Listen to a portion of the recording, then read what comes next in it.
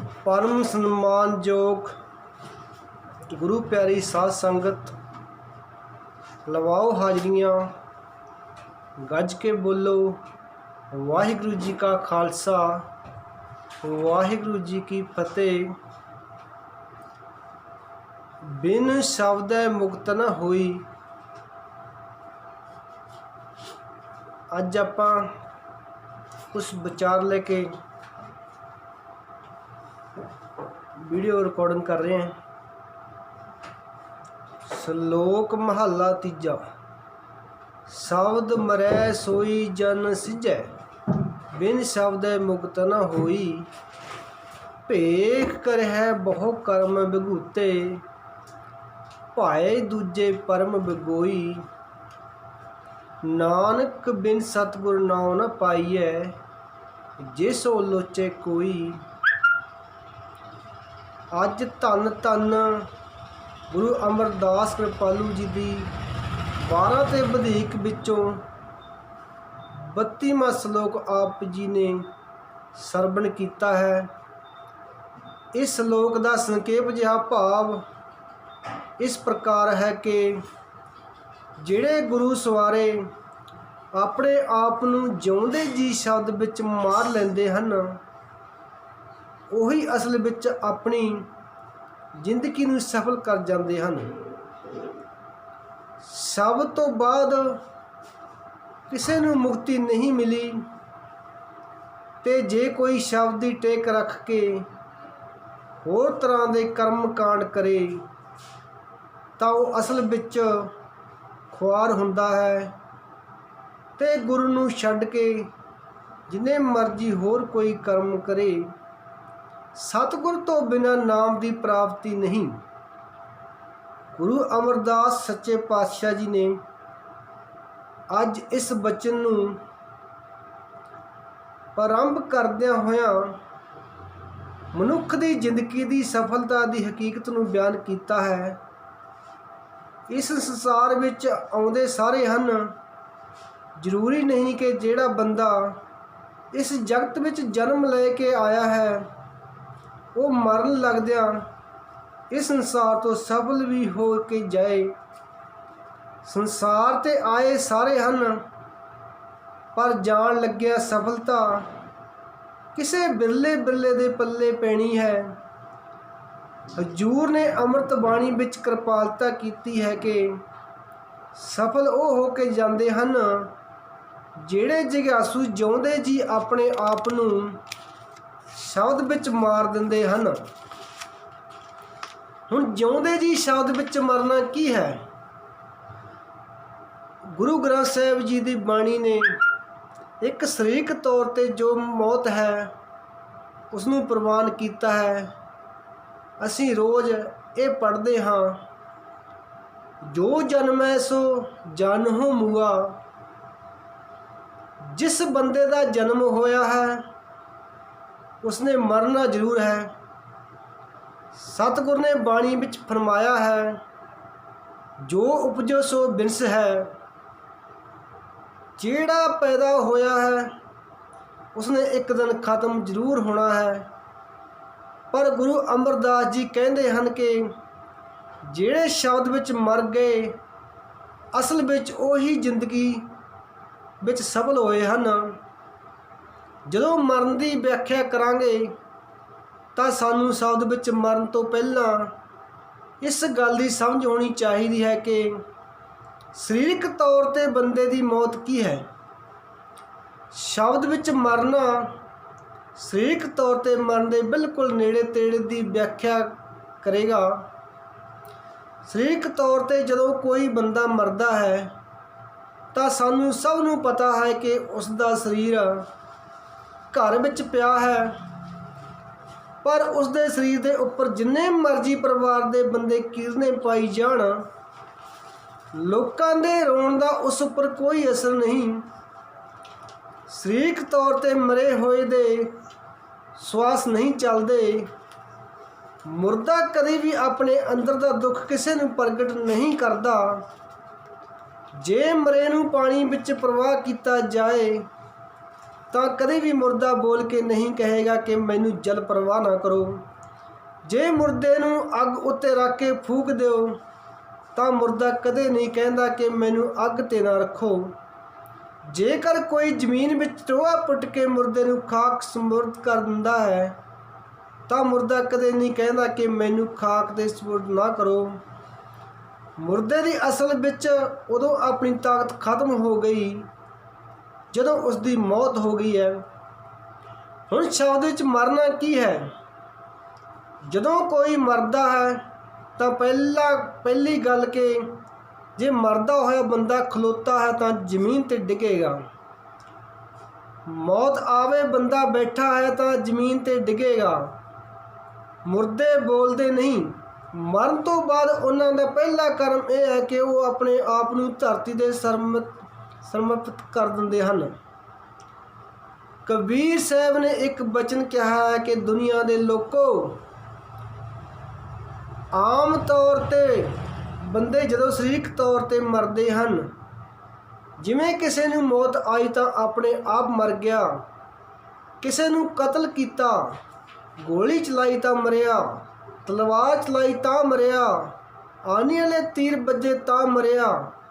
ਕਹਿਣ ਲੱਗੇ ਜਿਵੇਂ ਸੰਸਾਰ ਦੇ ਸ਼ਾਸਤਰ ਕਿਸੇ ਤਨ ਉੱਪਰ ਵਾਰ ਕਰਨ ਤੇ ਤਨ ਦੀ ਮੌਤ ਹੁੰਦੀ ਹੈ। ਸੱਚ ਜਾਣੀ ਗੁਰੂ ਦਾ ਸ਼ਬਦ ਇੱਕ ਤੀਰ ਹੈ, ਜਿਸ ਦੇ ਸੀਨੇ ਨੂੰ ਗੁਰੂ ਦਾ ਸ਼ਬਦ ਬਿੰਨ ਜਾਏ। ਮਰਨ ਵਾਲੇ ਦਾ ਪਹਿਲਾ ਲੱਛਣ ਇਹ ਹੈ ਕਿ ਉਹ ਆਪਣੀ ਹਉਮੈ ਨੂੰ ਛੱਡ ਕੇ ਧਰਤੀ ਤੇ ਡਿੱਗ ਪੈਂਦਾ ਹੈ। ਮਰਨ ਵਾਲੇ ਦਾ ਲੱਛਣ ਨਿਮਰਤਾ ਹੈ। ਕਬੀਰ ਸਾਹਿਬ ਨੇ ਇਸ ਬਚਨ ਨੂੰ ਆਪਣੇ ਅੰਮ੍ਰਿਤ ਬਚਨ ਸ਼ਲੋਕਾਂ ਵਿੱਚ ਪ੍ਰਗਟ ਕੀਤਾ ਹੈ। ਕਹਿੰਦੇ ਹਨ, ਕਬੀਰ ਸਤਿਗੁਰ ਸੂਰਮੇ ਬਾਹਿਆ ਬਾਣ ਜੋ ਏਕ। ਗੁਰੂ ਸੂਰਮੇ ਨੇ ਆਪਣੇ ਸ਼ਬਦ ਦਾ ਤੀਰ ਇੱਕੋ ਵਾਰ ਚਲਾਇਆ। ਲਾਗਤ ਹੀ ਭੋਏ ਗਿਰ ਪਰਿਆ ਪਰਾ ਕਲੇਜੇ ਸੇਕ। ਲਾਗਤ ਹੀ ਭੋਏ ਗਿਰ ਪਰਿਆ ਪਰਾ ਕਲੇਜੇ ਸੇਕ। ਜਦੋਂ ਉਹ ਤੀਰ ਵੱਜਦਾ ਤੇ ਲੱਗਦਾ ਸਰ ਮੈਂ ਜ਼ਮੀਨ ਤੇ ਡਿੱਗਾ ਹਾਂ। ਤੇ ਭਗਤ ਸਾਹਿਬ ਕਹਿੰਦੇ ਹਨ ਕਿ ਮੇਰੇ ਸੀਨੇ ਵਿੱਚ ਛੇਦ ਹੋ ਗਿਆ। ਉਹਨਾਂ ਦਾ ਸ਼ਲੋਕ ਹੋਰ ਵੀ ਆਉਂਦਾ ਹੈ। ਹੁਣ ਆਪਾਂ ਇੱਥੇ ਤੀਰ ਦੇ ਅਰਥ ਸ਼ਬਦ ਕਰਾਂਗੇ, ਤੀਰ ਦੇ ਅੱਖਰੀ ਅਰਥ ਗੁਰੂ ਦਾ ਉਪਦੇਸ਼ ਕਰਾਂਗੇ। ਕਬੀਰ ਸਾਹਿਬ ਕਹਿੰਦੇ ਹਨ, ਕਬੀਰ ਸਾਚਾ ਸਤਿਗੁਰ ਮੈਂ ਮਿਲਿਆ, ਸ਼ਬਦੋ ਨਾ ਬਾਹਿਆ ਏਕ। ਤੀਰ ਦਾ ਅੱਖਰੀ ਅਰਥ ਕਰਾਂਗੇ। ਗੁਰੂ ਨੇ ਆਪਣੇ ਸ਼ਬਦ ਦਾ ਆਣੇ ਵਾਲੇ ਤੀਰ ਮਾਰਿਆ। ਲਾਗਤ ਹੀ ਭੋਏ ਮਿਲ ਗਿਆ ਪਰਿਆ ਕਲੇਜੇ ਸੇਕ। ਤੀਰ ਲੱਗਦਿਆਂ ਸਾਰ ਸ਼ਬਦ ਮੇਰੇ ਹਿਰਦੇ ਨੂੰ ਸਪਰਸ਼ ਕੀਤਾ ਤੇ ਅਸੀਂ ਧਰਤੀ ਤੇ ਡਿੱਗ ਪਏ। ਪਹਿਲੀ ਗੱਲ ਧਰਤੀ ਤੇ ਡਿੱਗਾ। ਦੂਜੀ ਬੇਨਤੀ, ਧਰਤੀ ਤੇ ਡਿੱਗਣ ਦਾ ਭਾਵ ਸਰੀਰਕ ਤੌਰ ਤੇ ਨਹੀਂ। ਮਰਨ ਵਾਲਾ ਸਭ ਤੋਂ ਪਹਿਲੀ ਗੱਲ ਨਿਮਰਤਾ ਵਿੱਚ ਜਾਂਦਾ ਹੈ। ਜ਼ਮੀਨ ਤੇ ਡਿੱਗਦਾ ਹੀ ਬੰਦਾ ਉਦੋਂ ਹੈ ਜਦੋਂ ਉਸਦੇ ਆਪਣੇ ਅੰਦਰ ਦੀ ਤਾਕਤ ਖਤਮ ਹੋ ਜਾਏ। ਅਸੀਂ ਦੇਖਦੇ ਹਾਂ ਕਿ ਸੰਸਾਰਿਕ ਤੌਰ ਤੇ ਕੋਈ ਤਾਕਤ ਵਾਲਾ ਬੰਦਾ ਕਿਸੇ ਤੇ ਜ਼ੁਲਮ ਕਰੇ, ਤਾਕਤ ਵਾਲਾ ਬੰਦਾ ਆਪਣੇ ਜ਼ੋਰ ਨਾਲ ਕਿਸੇ ਨੂੰ ਝੁਕਾਉਣਾ ਚਾਹੇ ਤੇ ਨਿਰਮਲ ਬੰਦਾ ਸਭ ਤੋਂ ਪਹਿਲਾਂ ਇਹ ਕੰਮ ਕਰਦਾ ਹੈ ਕਿ ਆਪਣੇ ਹੱਥ ਜੋੜ ਕੇ ਗੋਡਿਆਂ ਪਰਨੇ ਹੋ ਕੇ ਉਸਦੇ ਪੈਰਾਂ ਦੇ ਸਾਹਮਣੇ ਝੁਕ ਜਾਂਦਾ ਹੈ। ਅਮੀਰ ਹੋਣ ਦਾ ਪਹਿਲਾ ਲੱਛਣ ਹੈ ਨਿਮਰਤਾ ਵਿੱਚ ਆ ਕੇ ਆਪਣੇ ਆਪ ਨੂੰ ਸਮਰਪਿਤ ਕਰਨਾ।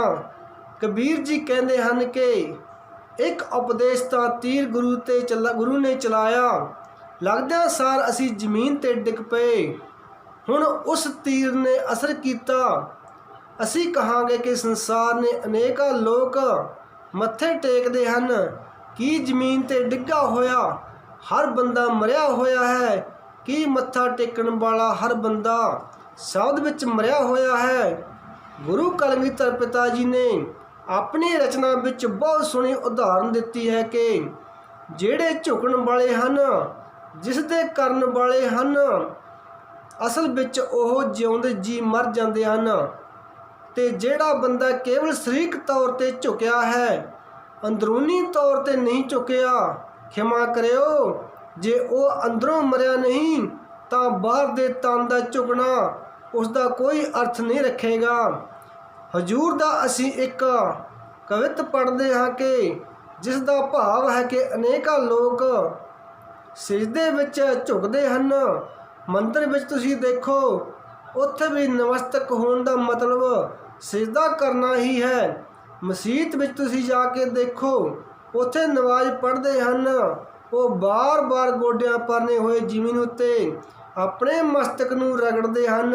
ਸਿਜਦਾ ਉਹ ਵੀ ਕਰਦੇ ਪਏ ਹਨ। ਗੁਰਦੁਆਰੇ ਵਿੱਚ ਅਸੀਂ ਆਉਂਦੇ ਹਾਂ ਤਾਂ ਆਉਂਦਿਆਂ ਸਾਰ ਸਤਿਗੁਰਾਂ ਦੇ ਚਰਨਾਂ ਵਿੱਚ ਪਹਿਲਾਂ ਖਲੋ ਕੇ ਅਸੀਂ ਮੱਥਾ ਟੇਕਦੇ ਹਾਂ। ਅਨੇਕਾਂ ਲੋਕ ਅਜਿਹੇ ਹਨ ਜਿਹੜੇ ਤੋਪਾਂ ਚਲਾਉਂਦੇ ਹਨ, ਗੋਲੀਆਂ ਚਲਾਉਂਦੇ ਹਨ, ਉਹ ਜ਼ਮੀਨ ਉੱਪਰ ਲੇਟ ਕੇ ਹੀ ਚਲਾਉਂਦੇ ਹਨ।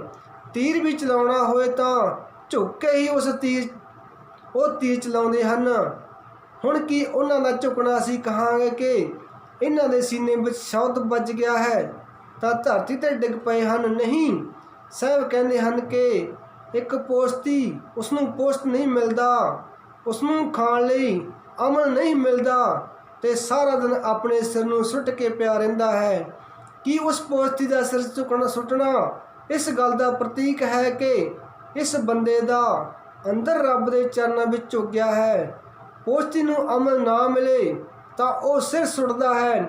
ਤੇ ਕਦੀ ਪਹਿਲਵਾਨ ਨੂੰ ਅਖਾੜੇ ਵਿੱਚ ਉਤਰਦੇ ਹੋਏ ਨੂੰ ਦੇਖੋ, ਜਦੋਂ ਕਿਤੇ ਉਹ ਵਰਜਿਸ਼ ਕਰਦਾ ਹੈ, ਉਹ ਆਪਣਾ ਅਭਿਆਸ ਕਰਦਾ ਹੈ ਤਾਂ ਉਹ ਡੰਡ ਕੱਢਦਾ ਹੈ। ਪਹਿਲਵਾਨ ਜਦੋਂ ਡੰਡ ਕੱਢਦਾ ਹੈ ਤਾਂ ਆਪਣੇ ਨੱਕ ਨੂੰ ਜ਼ਮੀਨ ਨਾਲ ਰਗੜਦਾ ਹੈ। ਕੀ ਉਸ ਦਾ ਨੱਕ ਜ਼ਮੀਨ ਉੱਤੇ ਰਗੜਨਾ ਰੱਬ ਦੇ ਚਰਨ ਵਿੱਚ ਸਜਦਾ ਕਰਨਾ ਹੈ? ਨਹੀਂ। ਸਾਹਿਬ ਕਹਿੰਦੇ ਹਨ ਕਿ ਸ਼ਿਕਾਰੀ ਝੁਕਦੇ ਹਨ, ਪੋਸਤੀ ਝੁਕਦੇ ਹਨ, ਪਹਿਲਵਾਨ ਡੰਡ ਕੱਢਦੇ ਝੁਕਦੇ ਹਨ। ਰੋਗੀ ਵੱਲ ਝਾਤ ਮਾਰ ਕੇ ਦੇਖੋ, ਸਾਰਾ ਦਿਨ ਉਹ ਆਪਣਾ ਮੂੰਹ ਉੱਪਰ ਵੱਲ ਕਰਕੇ ਬੈਠਾ ਰਹੇਗਾ। ਹੁਣ ਜਦੋਂ ਮੁਸਲਮਾਨ ਵੀਰ ਨਮਾਜ਼ ਪੜ੍ਹਦੇ ਹਨ ਤਾਂ ਅਸੀਂ ਉਹਨਾਂ ਦੀ ਮੁਦਰਾ ਨੂੰ ਵੇਖੀਏ, ਆਪਣੇ ਹੱਥ ਉਹਨਾਂ ਨੇ ਸਿੱਧੇ ਕੀਤੇ ਹਨ ਤੇ ਕਾਸ ਵਾਲੇ ਪਾਸੇ ਉਹ ਆਪਣੇ ਮੂੰਹ ਨੂੰ ਚੁੱਕ ਕੇ ਨਮਾਜ਼ ਪੜ੍ਹਦੇ ਹਨ। ਹੁਣ ਰੋਗੀ ਜ਼ਮੀਨ 'ਤੇ ਪਿਆ ਹੈ ਜਾਂ ਮੰਜੇ 'ਤੇ ਪਿਆ ਹੈ ਤੇ ਉਹ ਰੋਗੀ ਹੱਥ ਮਾਰੇ ਉੱਚੀ ਉੱਚੀ ਦੁੱਖ ਵਿੱਚ ਤੇ ਅਸਮਾਨ ਵੱਲ ਮੂੰਹ ਕਰਕੇ ਬੈਠਾ ਹੈ। ਇਸ ਦਾ ਮਤਲਬ ਇਹ ਨਹੀਂ ਕਿ ਰੋਗੀ ਦਾ ਅਸਮਾਨ ਵੱਲ ਮੂੰਹ ਕਰਨਾ ਰੱਬ ਦੀ ਦੁਆ ਬਣ ਗਿਆ ਹੈ। ਹੁਣ ਉਪਦੇਸ਼ ਜੇ ਗੁਰੂ ਸੁਣਾਉਂਦਾ ਹੈ ਤਾਂ ਉਪਦੇਸ਼ ਦਾ ਅਸਰ ਹੋਣਾ ਹੀ ਬੜਾ ਜ਼ਰੂਰੀ ਹੈ। ਜੇ ਗੁਰੂ ਦਾ ਉਪਦੇਸ਼ ਸੁਣਿਆ ਵੀ ਤੇ ਸੁਣ ਕੇ ਉਸ 'ਤੇ ਅਸਰ ਨਾ ਕੀਤਾ ਤਾਂ ਫਿਰ ਕਬੀਰ ਸਾਹਿਬ ਨੇ ਆਪਣੀ ਰਚਨਾ ਵਿੱਚ ਇੱਕ ਬਹੁਤ ਸੋਹਣੀ ਉਦਾਹਰਨ ਦਿੱਤੀ ਹੈ। ਕਹਿੰਦੇ ਹਨ ਕਿ ਮਾਨੋ ਕੋਈ ਜਗਿਆਸੂ ਆਪਣੇ ਸਤਿਗੁਰੂ ਦੇ ਦਰ 'ਤੇ ਆਇਆ ਤੇ ਗੁਰੂ ਨੇ ਉਸ ਜਗਿਆਸੂ ਨੂੰ ਉਪਦੇਸ਼ ਦੀ ਦ੍ਰਿੜ ਕਰਾ ਦਿੱਤਾ। ਹੁਣ ਗੁਰੂ ਦਾ ਉਪਦੇਸ਼ ਜਗਿਆਸੂ ਨੇ ਸੁਣ ਲਿਆ, ਇੱਕ ਕੰਨ ਤੋਂ ਸੁਣਿਆ ਤੇ ਦੂਜੇ ਕੰਨ ਤੋਂ ਉਸਨੇ ਉਪਦੇਸ਼ ਨੂੰ ਬਾਹਰ ਕੱਢ ਦਿੱਤਾ।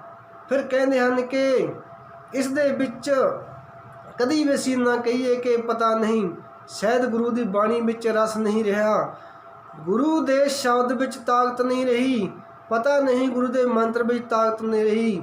ਕਬੀਰ ਸਾਹਿਬ ਕਹਿੰਦੇ ਹਨ ਕਿ ਸ਼ਬਦ ਵਿੱਚ, ਬਾਣੀ ਵਿੱਚ, ਮੰਤਰ ਵਿੱਚ, ਗੁਰੂ ਦੇ ਉਪਦੇਸ਼ ਵਿੱਚ ਤਾਕਤ ਹੈ, ਪਰ ਜੇ ਇੱਕ ਬਾਂਸ ਦੀ ਮੋਰੀ ਵਿੱਚ ਅਸੀਂ ਇੱਕ ਪਾਸੋਂ ਫੂਕ ਮਾਰੀਏ ਤੇ ਦੂਜੇ ਪਾਸੋਂ ਫੂਕ ਨਿਕਲ ਜਾਏ ਤੇ ਬਾਂਸ ਦੀ ਮੋਰੀ ਕਹਿ ਜਾਏ ਕਿ ਫੂਕ ਮਾਰਨ ਵਾਲੇ ਵਿੱਚ ਦਮ ਨਹੀਂ, ਤਾਂ ਚੇਤੇ ਰੱਖਿਓ ਕਿ ਬਾਂਸ ਦੀ ਮੋਰੀ ਵਿੱਚ ਹੀ ਤਾਕਤ ਨਹੀਂ ਕਿ ਉਸ ਫੂਕ ਨੂੰ ਆਪਣੇ ਅੰਦਰ ਟਿਕਾ ਸਕੇ। ਸਤਿਗੁਰ ਦੇ ਅੰਮ੍ਰਿਤ ਬਚਨਾਂ ਵਿੱਚ ਕਬੀਰ ਸਾਹਿਬ ਕਹਿੰਦੇ ਹਨ, ਕਬੀਰ ਸਾਚਾ ਸਤਿਗੁਰ ਕਿਆ ਕਰੈ। ਹੁਣ ਗੁਰੂ ਕੀ ਕਰੇਗਾ ਜੇ ਸਿੱਖ ਦੇ ਅੰਦਰ ਉਪਦੇਸ਼ ਅਸਰ ਹੀ ਨਾ ਕਰੇ। ਇਸ ਵਿੱਚ ਹੁਣ ਗੁਰੂ ਦਾ ਕੋਈ ਦੋਸ਼ੀ ਨਹੀਂ, ਇਸ ਵਿੱਚ ਹੁਣ ਗੁਰੂ ਦਾ ਕੋਈ ਦੋਸ਼ ਨਹੀਂ। ਕਬੀਰ ਸਾਚਾ ਸਤਿਗੁਰ ਕਿਆ ਕਰੈ, ਜਿਉਂ ਸਿੱਖਾਂ ਮੈਂ ਚੂਕ, ਜੇ ਮੇਰੇ ਆਪਣੇ ਅੰਦਰ ਘਾਟ ਹੈ ਤੇ ਮੈਂ ਕਹੀਂ ਜਾਵਾਂ ਕਿ ਨਹੀਂ ਜੀ, ਗੁਰੂ ਦਾ ਉਪਦੇਸ਼ ਅਸਰ ਨਹੀਂ ਕਰਦਾ। ਤਾਂ ਇਹ ਠੀਕ ਨਹੀਂ। ਚੇਤੇ ਰੱਖਿਓ, ਅੱਜ ਮੀਂਹ ਪੈ ਰਿਹਾ ਹੈ। ਮੀਂਹ ਸਾਰੀਆਂ ਥਾਵਾਂ 'ਤੇ ਵਰਸੇਗਾ ਤੇ ਜਿਹੜੀਆਂ ਥਾਵਾਂ ਉੱਚੀਆਂ ਹਨ, ਪਹਾੜੀਆਂ ਹਨ, ਉੱਥੇ ਪੋਲੇ ਧਾਰ ਵਰਖਾ ਹੋਈ ਹੈ। ਜੇ ਪਹਾੜੀ ਧੁੱਪ ਨਿਕਲਣ ਤੋਂ ਬਾਅਦ ਇਹ ਕਹਿ ਦੇਵੇ ਕਿ ਲਓ ਜੀ ਮੀਂਹ ਵਿੱਚ ਹੀ ਤਾਕਤ ਨਹੀਂ ਸੀ, ਤਾਂ ਅਗਿਆਨਤਾ ਹੋਵੇਗੀ। ਮੀਂਹ ਨੇ ਤਾਂ ਤੇਰੇ ਸਿਖਰ ਦੇ ਉੱਪਰ ਛਿੰਬ ਲਗਾ ਦਿੱਤੀ ਸੀ, ਪਰ ਬਦਕਿਸਮਤੀ ਇਹ ਹੈ ਕਿ ਤੇਰੇ ਕੋਲ ਮੀਂਹ ਟਿਕਾਉਣ ਵਾਲਾ ਪਾਤਰ ਹੀ ਨਹੀਂ। ਬਾਬਾ ਫਰੀਦ ਜੀ ਦੀ ਰਚਨਾ ਵਿੱਚੋਂ ਅਸੀਂ ਪੜ੍ਹਦੇ ਹਾਂ, ਫਰੀਦਾ ਗਰਭ ਜਿੰਨਾ ਵਡਿਆਈਆਂ, ਧਨ ਜੋਬਨ ਆਗਾਹਾਂ। ਹੁਣ ਆਪਣੇ ਅੰਦਰ ਨੁਕਸ ਹੈ, ਗੁਰੂ ਉਪਦੇਸ਼ ਦਿੰਦਾ ਹੈ, ਪਰ ਮੈਂ ਆਪਣੀ ਹਉਮੈ ਛੱਡਣ ਨੂੰ ਤਿਆਰ ਨਹੀਂ, ਕਿਉਂਕਿ ਮੇਰੇ ਕੋਲ ਬੜੀ ਸਿਆਣਪ ਹੈ। ਸਿਆਣਪ ਦੀ ਥਾਂ 'ਤੇ ਰਸ ਨਹੀਂ ਆਉਂਦਾ। ਗੁਰੂ ਅਰਜਨ ਸਾਹਿਬ ਜੀ ਦਾ ਤੁਸੀਂ ਇੱਕ ਬਚਨ ਪੜ੍ਹਦੇ ਹੋ, ਬਹੁਤ ਸਿਆਣਪ ਜਮ ਕਾ ਭਉ ਵਿਆਪੈ। ਜੇ ਕੋਈ ਬੰਦਾ ਚੋਖਾ ਸਿਆਣਾ ਹੈ, ਸਿਆਣੇ ਬੰਦੇ ਨੂੰ ਜਮ ਦਾ ਭਉ ਖਾਂਦਾ ਹੈ, ਕਿਉਂਕਿ ਉੱਥੇ ਸਿਆਣਪ ਨਹੀਂ ਚੱਲਦੀ। ਹਜ਼ੂਰ ਕਹਿ ਰਹੇ ਹਨ ਕਿ ਫਰੀਦਾ ਗਰਭ ਜਿੰਨਾ ਵਡਿਆਈਆਂ, ਧਨ ਜੋਬਨ ਆਗਾਹਾਂ। ਖਾਲੀ ਚਲੇ ਧਣੀ ਸਿਓ, ਰੱਬ ਤੋਂ ਬਿਨਾਂ ਇਸ ਤਰ੍ਹਾਂ ਦੁਨੀਆ ਤੋਂ ਖਾਲੀ ਚਲੇ ਗਏ। ਟਿੱਬੇ ਜੋ ਮਿਹਾ, ਜਿਵੇਂ ਪਹਾੜ ਦਾ ਟਿੱਬਾ ਮੀਂਹ ਪੈਣ ਤੋਂ ਬਾਅਦ ਫਿਰ ਖਾਲੀ ਦਾ ਖਾਲੀ। ਜਿਹੜੇ ਸ਼ਬਦ ਵਿੱਚ ਮਰ ਜਾਂਦੇ ਹਨ, ਉੱਥੇ ਸਾਹਿਬ ਕਹਿੰਦੇ ਹਨ, ਕਬੀਰ ਗੂੰਗਾ ਹੁਆ ਬਾਵਰਾ, ਬਹਿਰਾ ਹੁਆ ਕਾਨ। ਜਿਸ ਉੱਪਰ ਸ਼ਬਦ ਨੇ ਅਸਰ ਕੀਤਾ, ਉਸਦੀ ਜ਼ਬਾਨ ਚਲੀ ਗਈ, ਉਹ ਬੋਲਾ ਹੋ ਗਿਆ, ਅੰਨਾ ਹੋ ਗਿਆ, ਪੈਰਾਂ ਤੋਂ ਚੱਲ ਨਹੀਂ ਸਕਦਾ, ਪਿੰਗਲਾ ਹੋ ਗਿਆ, ਹੱਥਾਂ ਤੋਂ ਕੰਮ ਨਹੀਂ ਕਰ ਸਕਦਾ, ਹੱਥ ਉਸਦੇ ਟੁੰਡੇ ਹੋ ਗਏ। ਕਬੀਰ ਗੂੰਗਾ ਹੁਆ ਬਾਵਰਾ, ਬਹਿਰਾ ਹੁਆ ਕਾਨ, ਭਾਵੋ ਤੇ ਪਿਗਲ ਭਇਆ, ਮਾਰਾ ਸਤਿਗੁਰ ਬਾਣ। ਗੁਰੂ ਨੇ ਆਪਣੇ ਆਣੀ ਵਾਲਾ ਤੀਰ ਮਾਰਿਆ, ਸ਼ਬਦ ਦੇ ਤੀਰ ਨਾਲ ਅੱਖਾਂ ਤੋਂ ਅੰਨਾ, ਕੰਨਾਂ ਤੋਂ ਬੋਲਾ, ਪੈਰਾਂ ਤੋਂ ਪਿੰਗਲਾ, ਜੀਭ ਤੋਂ ਗੂੰਗਾ, ਹੱਥਾਂ ਤੋਂ ਟੁੰਡਾ ਤੇ ਆਪਣੇ ਜਿਉਂਦੇ ਜੀ ਉਹ ਮਰ ਗਿਆ। ਹੁਣ ਸੱਚ ਜਾਣੋ, ਜਦੋਂ ਬੰਦਾ ਹਉਮੈ ਵਿੱਚ ਜਿਉਂਦਾ ਹੈ, ਉਦੋਂ ਪਟਾਕ ਪਟਾਕ ਉਸ ਦੀ ਜ਼ੁਬਾਨ ਬੋਲਦੀ ਹੈ। ਜਦੋਂ ਇਸ ਦਾ ਅੰਦਰ ਕਿਸੇ ਰਸ ਵਿੱਚ ਜੁੜਨਾ ਸ਼ੁਰੂ ਹੋ ਜਾਏ, ਉਦੋਂ ਇੰਜ ਪ੍ਰਤੀਤ ਹੁੰਦਾ ਹੈ ਕਿ ਇਸ ਬੰਦੇ ਦੇ ਮੂੰਹ ਵਿੱਚ ਜ਼ੁਬਾਨ ਹੈ ਹੀ ਨਹੀਂ। ਸੱਚ ਜਾਣੋ, ਗੁਰੂ ਨੇ ਉਸ ਦੇ ਅੰਦਰ ਨੂੰ ਸ਼ਬਦ ਦਾ ਇੰਨਾ ਰਸ ਦਿੱਤਾ ਕਿ ਉਸ ਬੰਦੇ ਨੂੰ ਬੋਲਣਾ ਹੀ ਭੁੱਲ ਗਿਆ। ਬੋਲਦਿਆਂ ਇੰਜ ਪ੍ਰਤੀਤ ਕਰਦਾ ਹੈ ਜਿਵੇਂ ਅੰਦਰ ਸੁੱਕਦਾ ਹੈ, ਦੁਨੀਆ ਦੀ ਨਜ਼ਰ ਵਿੱਚ ਗੂੰਗਾ ਹੈ, ਪਰ ਚੁੱਪ ਚਪੀਤੇ ਉਹ ਪਰਮਾਤਮਾ ਦੇ ਨਾਮ ਦਾ ਰਸ ਮਾਣੀ ਜਾਂਦਾ ਹੈ। ਹੁਣ ਮਨੁੱਖ ਦਾ ਮੂੰਹ ਬਿਲਕੁਲ ਗੂੰਗਾ ਹੋ ਗਿਆ। ਭਾਈ ਸਾਹਿਬ ਭਾਈ ਗੁਰਦਾਸ ਜੀ ਨੇ ਇੱਕ ਬਚਨ ਕਿਹਾ ਹੈ, ਕਹਿੰਦੇ ਹਨ ਕਿ ਬਾਵਰਾ ਗੂੰਗਾ ਪਿੰਗਲਾ ਅੰਨਾ ਟੁੰਡਾ, ਇਸ ਦੇ ਕੁਝ ਭਾਵ ਹਨ। ਸੰਸਾਰਕ ਤੌਰ 'ਤੇ ਉਸ ਦੀ ਜ਼ੁਬਾਨ ਉਦੋਂ ਗੂੰਗੀ ਹੋ ਗਈ ਜਦੋਂ ਉਸ ਨੂੰ ਅੰਦਰ ਦਾ ਰਸ ਆ ਗਿਆ। ਜਿਹੜੇ ਜ਼ੁਬਾਨ ਦੇ ਤੌਰ 'ਤੇ ਗੂੰਗੇ ਹੋ ਗਏ, ਅਸਲ ਵਿੱਚ ਉਹਨਾਂ ਦੇ ਬੁੱਲ ਮਿੱਟੇ ਹੋਏ ਵੀ ਉਹ ਆਪਣੀ ਅੰਤਰ ਆਤਮਾ ਨਾਮ ਦਾ ਰਸ ਮਾਣੀ ਜਾਂਦੇ ਹਨ। ਸਾਹਿਬ ਨੇ ਫਰਮਾਇਆ ਕਿ ਹੁਣ ਉਹ ਚੁੱਪ ਹੈ, ਪਰ ਵਾਹਿਗੁਰੂ ਗੁਰੂ ਸ਼ਬਦ ਦੇ ਪਿਆਲੇ ਨੂੰ ਲਮਾ ਨਾ ਲਾ ਕੇ ਉਹ ਅੰਦਰ ਦਾ ਰਸ ਮਾਣ ਰਿਹਾ ਹੈ। ਸਾਹਿਬ ਕਹਿੰਦੇ ਹਨ ਕਿ ਗੂੰਗਾ ਹੋ ਗਿਆ, ਰਸਨਾ ਅਨਰਸ ਤੋਂ ਉੱਪਰ ਉੱਠ ਗਈ। ਬਾਬਾ ਫਰੀਦ ਜੀ ਨੇ ਕੰਨਾਂ ਤੋਂ ਬੋਲੇ ਹੋਣ ਦਾ ਇੱਕ ਪ੍ਰਮਾਣ ਦਿੱਤਾ ਹੈ। ਕਹਿੰਦੇ ਹਨ, ਫਰੀਦਾ ਇਹੋ ਤਨ ਭੌਂਕਣਾ, ਸੰਸਾਰ ਦਾ ਕੰਮ ਸੀ ਬੋਲੀ ਜਾਣਾ, ਇੰਦਰੀਆਂ ਦਾ ਕੰਮ ਹੈ ਬੋਲੀ ਜਾਣਾ। ਕੰਨ ਸੁਣਦੇ ਹਨ ਤੇ ਸੁਣੇ ਹੋਏ ਦਾ ਮਨ 'ਤੇ ਅਸਰ ਹੁੰਦਾ ਹੈ ਤੇ ਮਨ ਫਿਰ ਅੱਗੋਂ ਕਰਮ ਕਰਨ ਲਈ ਪ੍ਰੇਰਦਾ ਹੈ। ਬਾਬਾ ਜੀ ਕਹਿੰਦੇ ਹਨ ਕਿ ਭਾਈ ਅਸਲ ਵਿੱਚ ਜਿਹੜਾ ਤਨ ਦਿਨ ਰਾਤ ਖਾਸ਼ਾਂ ਲਈ, ਇੰਦਰਾਵੇ ਸੁੱਖਾਂ ਲਈ ਭੋਗਦਾ ਸੀ, ਅਸੀਂ ਇਸ ਦੀ ਆਵਾਜ਼ ਸੁਣਨੀ ਹੀ ਬੰਦ ਕਰ ਦਿੱਤੀ। ਕਿਉਂ?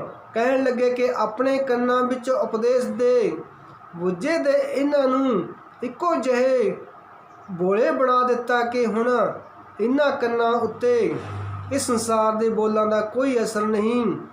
ਫਰੀਦਾ ਇਹੋ ਤਨ ਭੌਂਕਣਾ, ਨਿਤ ਨਿਤ ਦੁਖੀਆ ਕੌਣ। ਕੰਨੀ ਬੂਝੇ ਦੇ ਰਹਾ, ਕਿੱਤੀ ਵੱਗੈ ਪੌਣ। ਜਦੋਂ ਇਹ ਤਨ ਸੰਸਾਰ ਦੀਆਂ ਇੱਛਾਵਾਂ ਵਾਲੀਆਂ ਗੱਲਾਂ ਤੋਂ, ਸੰਸਾਰ ਦੇ ਰਸ ਕਸ ਵਾਲੀਆਂ ਗੱਲਾਂ ਤੋਂ, ਸੰਸਾਰ ਦੀ ਨਿੰਦਿਆ ਚੁਗਲੀ ਤੋਂ